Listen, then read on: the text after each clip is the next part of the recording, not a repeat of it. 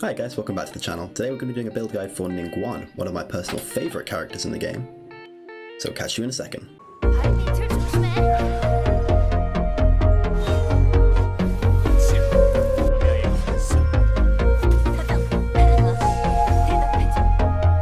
First things first, we're going to have a quick look at Ningguang's talents. Her basic attack is called Sparkle Scatter. This is quite an interesting basic attack. So, her normal attacks shoot one gem that deals shield damage. Upon hit, this grants Ningguang 1 Star Jade. A lot of her basic attacks revolve around the Star Jade mechanic. Using a charged attack consumes a certain amount of stamina to fire off a giant gem that deals geo damage. If Ningguang has any Star Jades, unleashing a charged attack will cause the Star Jades to be fired at the enemy as well, dealing additional damage. So now for a quick look at her attack ratios, her normal attack ratio is very low. But then we look at her charged attack damage, it's quite high, plus her damage per Star Jade. She can have 3 of these stacked up at any times, so we're looking at a lot. This is like 195 damage here, on top of the charged attack damage already. She's looking at a 400% attack ratio charged attack every 3rd hit. Next we'll have a look at her Jade Screen. Now this is quite interesting as well. Ningguang creates a Jade Screen out of gold, obsidian, etc., dealing AoE geo damage.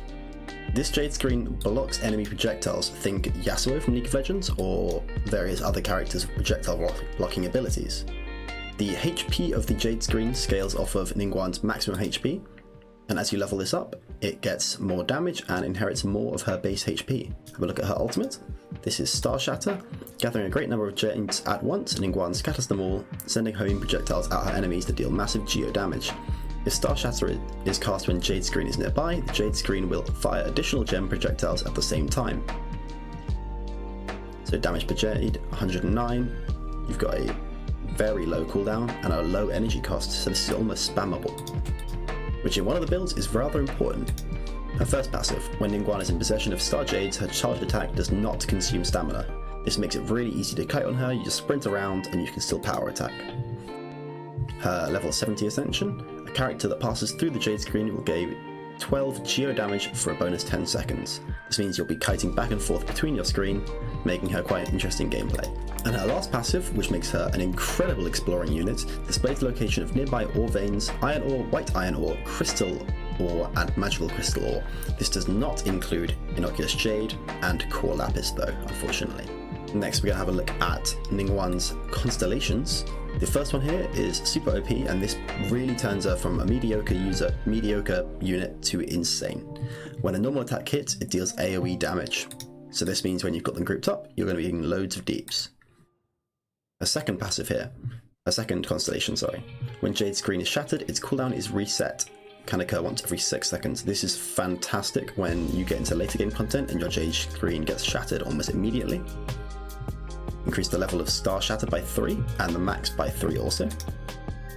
Jade Screen increases nearby characters' elemental resistance by 10 seconds. Next we've got increases the level of Jade Screen by 3 and the maximum by 3 also. And her last constellation, which I really want because this is going to be insane, Grandeur by the 7 stars. When Star Shatter is used, that being her burst, Ningguang gains 7 Star Jades, which when we looked at her percentage attack ratios for those Star Jades is quite a lot.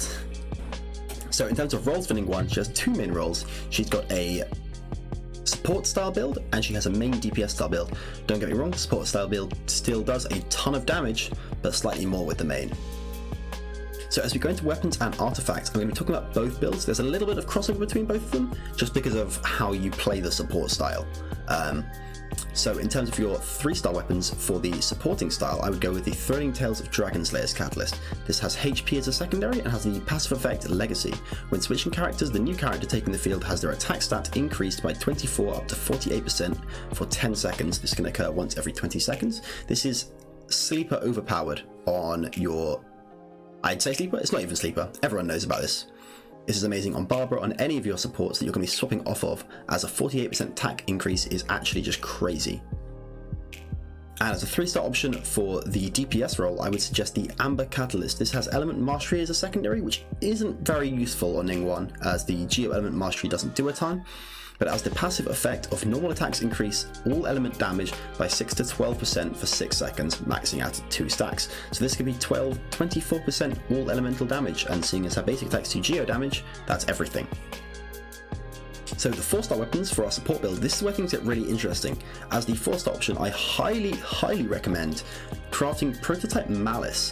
This has HP, once again, as a secondary stat, increasing the health of our shields. But this has the interesting passive of gilding. Using an elemental burst, that being her ult, which we've just saw is on a 12% second cooldown, regenerates 4 to 6 energy every 2 seconds for 6 seconds. So it immediately regenerates her about 15% energy if you get this at 3 refinery. But additionally, all party members will regenerate 4 to 6% HP every 2 seconds for the duration.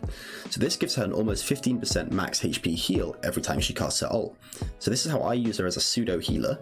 Now for our DPS build, there's a lot of great options here. The Eye of Perception could be used. You could be using Mappa Mare. Unfortunately though, that has the secondary of Elemental Mastery, and Solar Pearl out the Battle Pass functions extremely well on her, giving her crit rate. This helps her massively, and normal attacks hits increase elemental skill and elemental burst damage by 20 to 40% for 6 seconds. Likewise, elemental skill and elemental burst attacks increase normal attack damage by 20 to 40 seconds. So I'd say this is best in slot for your DPS Ningguang, and best in slot for your support / healery role Ningguang is Prototype Malice.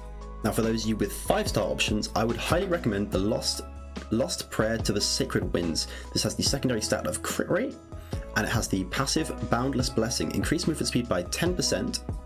Great passive for her, she likes to kite. When in battle, earn 6 to 14% elemental bonus damage every 4 seconds, maxing out at 4 stacks, and this lasts until the character leaves the battlefield.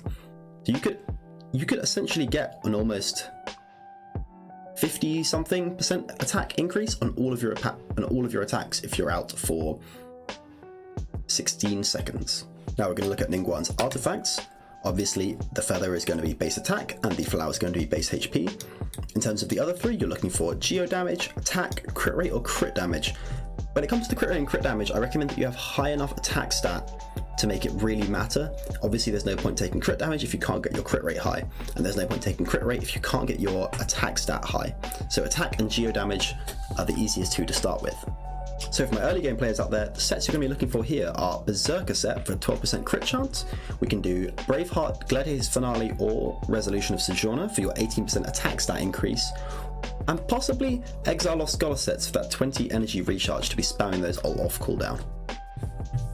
Now for late game players, there's 2 trains of thought here. If you want to be using as a main DPS and even as a support role, going a 2-piece Archaic Petra set for the 15 geo damage, and then 2-piece Gladiator for the 18% attack, all of those at 5-star, is probably the most optimal at current. But you could also replace the Gladiator set with a Berserker set if you've been using those from earlier. Or if you're using as more of a support style, you could go as a 4-piece Archaic Petra to get to that. Upon obtaining a crystal created through a geo elemental reaction, all party members will gain 35% elemental damage of that particular element for 10 seconds. So this would work fantastically. Picking up one of these gems with your Throwing Tails of a Dragon Slayer, swap to your damage dealer after picking up the gem. They then have the 35% elemental damage increase plus the 48% attack stat increase, making her quite an impressive support unit. And not only that, dishing out quite a lot of damage herself. Here's a demonstration for you. We start initially using her ultimate for the HP regen. We run through the shield for the geo damage buff. Get that big power attack off. There's a lot of numbers, so it's difficult to tell quite how much damage she's dealing, but let me tell you, it's quite a lot. And her ult's already off cooldown. That's 30% max HP for all of my units right there. Again, running through the shield wall for the geo. And then watch her health bar as that increases.